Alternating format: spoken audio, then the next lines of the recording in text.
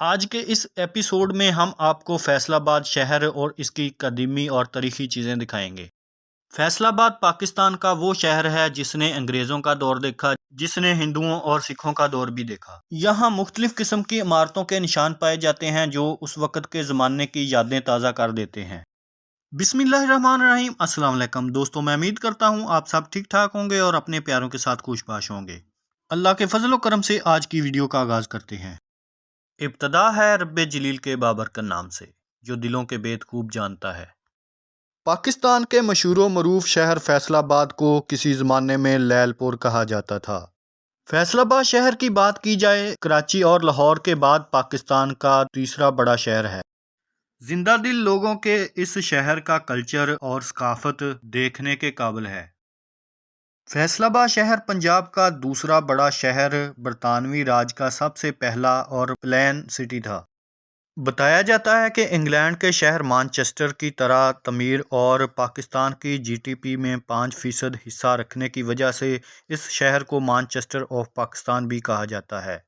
شہر فیصل آباد کا سالانہ جی پی ٹی کا 21% حصہ زراعت سے منسلک ہے، جبکہ فیصل آباد کی ٹیکسٹائل انڈسٹری یہاں کی کاٹن اور سلک دنیا بھر میں اپنا ثانی نہیں رکھتی۔ دوستو، کیا آپ جانتے ہیں پاکستان کی آدھی ٹیکسٹائل انڈسٹری صرف فیصل آباد سے تعلق رکھتی ہے اور یہاں کا کپڑا زیادہ تر یو ایس اور یورپ میں ایکسپورٹ کیا جاتا ہے۔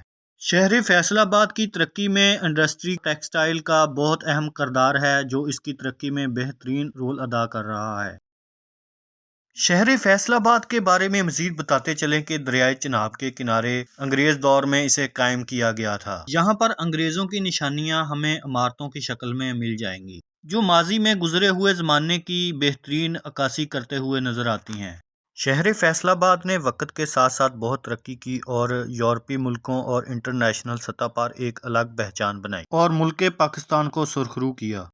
کہتے ہیں کہ جب انگریزوں نے اس شہر کو قائم کیا تو اس وقت سکھ اور ہندوؤں کی آبادی جو تھی وہ 85% تھی۔ اگر اس وقت مسلمانوں کی بات کی جائے تو صرف 15% مسلمان یہاں آباد تھے۔ اگر موجودہ ٹائم کی بات کی جائے تو صورتحال بالکل ہی مختلف ہو چکی ہے۔ انڈیا اور پاکستان کی پارٹیشن کے وقت بہت سے سکھ اور ہندو مذہب کے لوگ جو تھے وہ ہجرت کر کے انڈیا کی طرف چلے گئے تھے۔ سیم اسی طرح انڈیا سے ہجرت کر کے آنے والے مسلمان جو تھے وہ یہاں آ کر آباد ہوئے۔ جیسے یہ لوگ وہاں اپنے گھر بار وغیرہ اور اپنے مسجد اور اپنے جو دکانیں وغیرہ تھی، اپنے کاروبار وغیرہ چھوڑ کے آئے تھے، سیم اسی طرح یہ لوگ یہاں اپنا سب کچھ گھر بار اور اپنے مندر اور اپنے گردوارے وغیرہ چھوڑ کے چلے گئے تھے۔ اس لیے ان کے دور کی جو بلڈنگیں تھی، اس طرح کے گردوارے اور مندر وغیرہ ہمیں پاکستان کے مختلف شہروں میں نظر آتے ہیں۔ یہ فیصل آباد میں ہم آپ کو ایک مندر دکھا رہے ہیں جو اس وقت انہوں نے بنایا تھا، جو آج بھی موجود ہے۔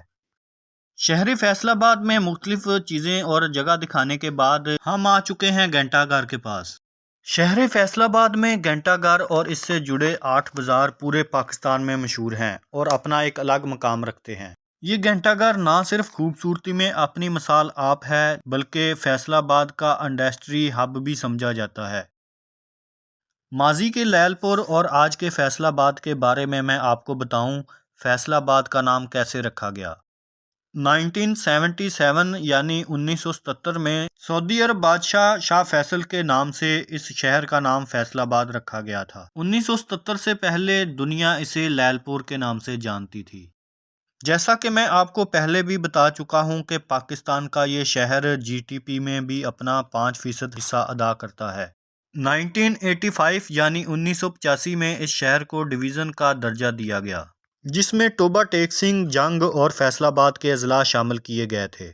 ضلع فیصل آباد کے رقبے کی بات کی جائے تو 5856 مربع کلومیٹر ہے، جبکہ اس کی آبادی تقریباً 35,47,446 افراد پر مشتمل ہے۔ اگر اس کی تحصیلوں کی بات کی جائے تو اس کی 6 تحصیلیں ہیں، جس میں فیصل آباد، صدر، چک جمیرہ، جڑاں والا، سمندری اور تامیاں والا شامل ہے۔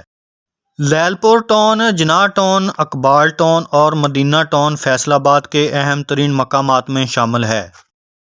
فیصل آباد شہر کو ایگریکلچر یونیورسٹی کی وجہ سے عالمی سطح پر شہرت حاصل ہے۔ شہر فیصل آباد میں تاریخی مقامات کے علاوہ سیاحتی مقامات بھی موجود ہیں، جو پاکستان میں اپنا ایک الگ مقام رکھتے ہیں۔ شہر فیصل آباد میں بہت سے فنکار پیدا ہوئے جنہوں نے عالمی سطح پر اپنا بہت نام بنایا اور پاکستان کا نام روشن کیا، جس میں نصرت فتح علی خان کا نام سر فہرست ہے۔ نصرت فتح علی خان کے بارے میں ویڈیو اپلوڈ کر چکا ہوں، اگر آپ دیکھنا چاہتے ہیں تو میں اینڈ سکرین میں لگا دوں گا، وہ ویڈیو ضرور دیکھیے گا۔ اگر آپ تاریخی اور قدیمی چیزیں دیکھنے کے شوقین ہیں تو ہمارے چینل کو وزٹ کریں، آپ کو بہت اچھی ویڈیو ملیں گی۔